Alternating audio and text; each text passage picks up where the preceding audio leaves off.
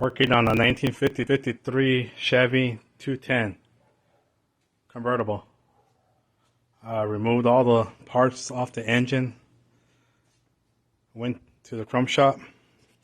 So all the parts removed off the engine are the parts getting chrome for the engine. Started shaving the firewall to get rid of all the extra holes. Need to pull out the engine so I can shave the middle part.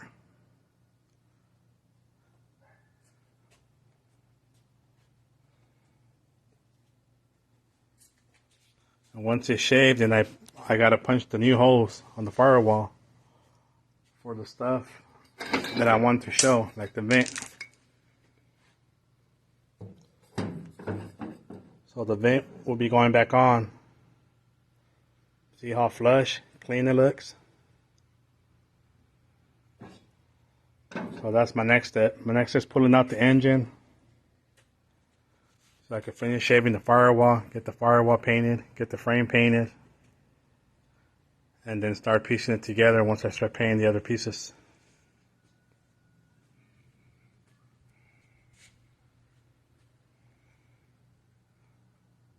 I'm on my first block, fixing the little dings and waves I found. Then I'm gonna primer the car one more time. Still gotta make sure the skirts fit flush and tight before I paint it. Most of the chrome's at the chrome shop. Getting either rechrome or polish.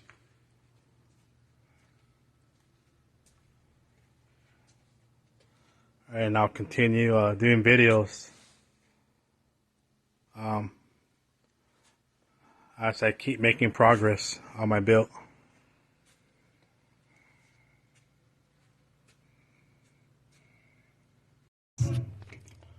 Okay, so I got a socket, make it a little bit easier to remove. These are 9/16 bolts.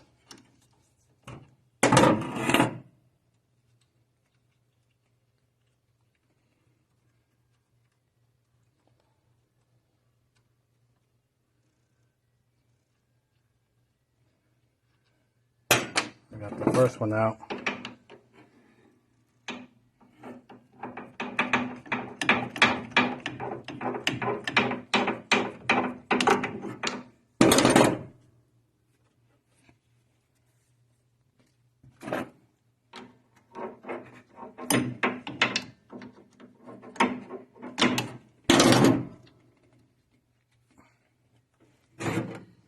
So the socket's not as easy as I thought, due to being a convertible frame.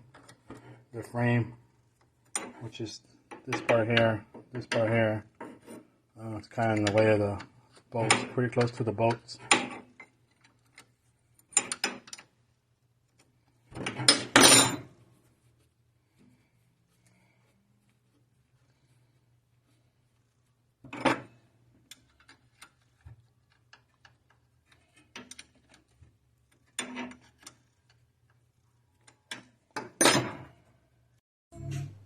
Okay, so we removed all 5 bolts. There's actually 5 bolts that holds this cover here.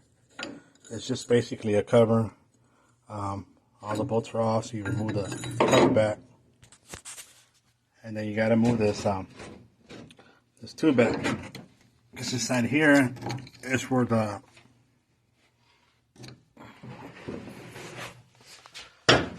inside of here is where the U-bolts are at. See, here's a gasket. Wasn't there. Gasket wasn't there. And once you move this back, so there's your U-bolts right there, and that will take I think a 3/8 socket or wrench. You remove these 2 bolts here. And then you got another 2 on the other side. And once you've removed that, it will release the drive shaft from the tranny. Still got to remove the 2 tranny bolts down here onto the frame.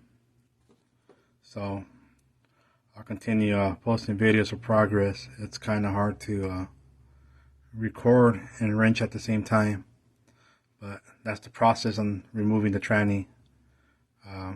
It should be the same as the 3-speed Power Glide dry shaft area. It's the same way. You move it the same way. There's no difference there. This is a 53 Chevy with the Power Glide transmission.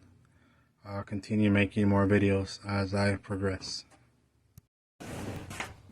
Little tip, it's always good to raise up the car from the rear end with the back wheels up in the air, because then it lets you turn the dry shaft, and then you might have to turn it to make it easier access to the bolts on the other side. So now that we have access to the bolts, see, somebody put the wrong bolt here. This is a bigger size bolt. The bolt should be a 3/8. So on the other side, both of the bolts are 3/8. On this side, you have a 1/3/8, and it looks like the other bolt might be a 7/16, which means they made the hole bigger to make that bolt fit, but it's still not good. It should be it should all be the same. Both shouldn't a mismatch.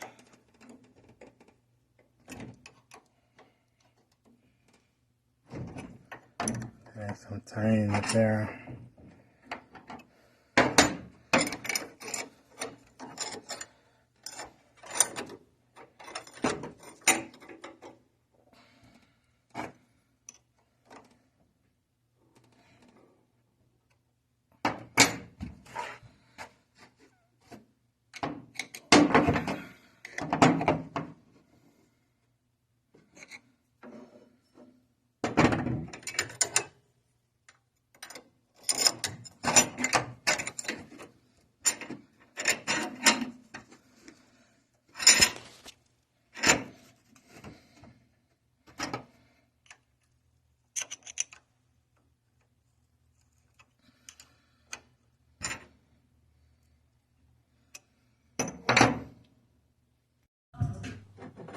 Okay, so all the bolts have been removed,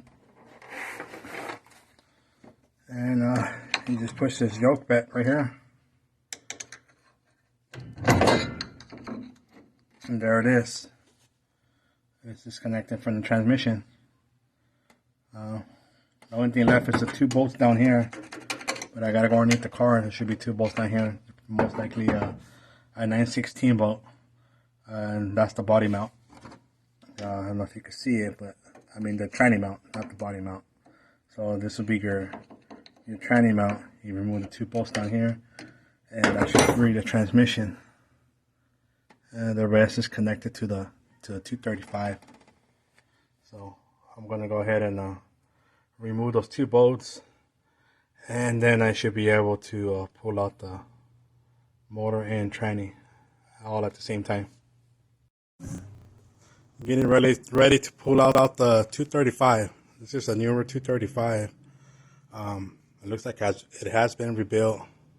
I already removed the motor mounts, which the motor mounts were here, connected to the frame here and to the motor here.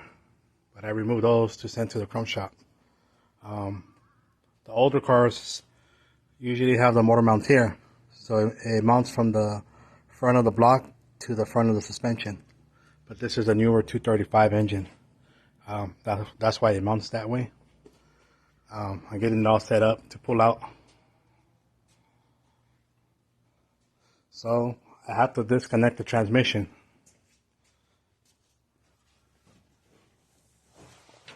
So this is a transmission. It's an original Power Glide which means it's an automatic. One of the first automatic engines built. And I had to remove these bolts here, and that will disconnect it from the drive shaft. So once I remove these bolts, I think the only other bolt I have left is the tranny mount, which is down here. That's a tranny mount, so I got to remove the tranny mount and disconnect it from the drive shaft. And once I do that, I should be able to pull out the engine. Linkages, I already removed those. Those went to the chrome shop, so I got those removed. Not too much to remove as far as now, so I'll be removing these right here.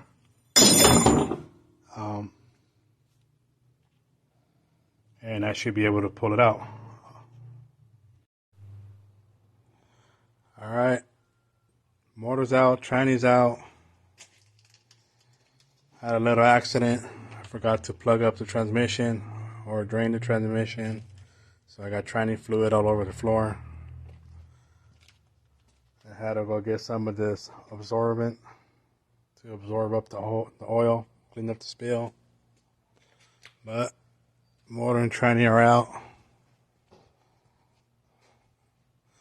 Now I can finish sanding the middle of the firewall, welding up the extra holes, and getting it ready for paint. Once I pull out the motor and tranny, I'll disconnect the tranny from the motor, start prepping it up for paint. Motor and tranny will be candy apple red. That's going to be the color of the car. So it'll all be matching the car, motor, tranny, suspension. So that's my progress. Moving forward. Alright, engine's out. Tranny's out.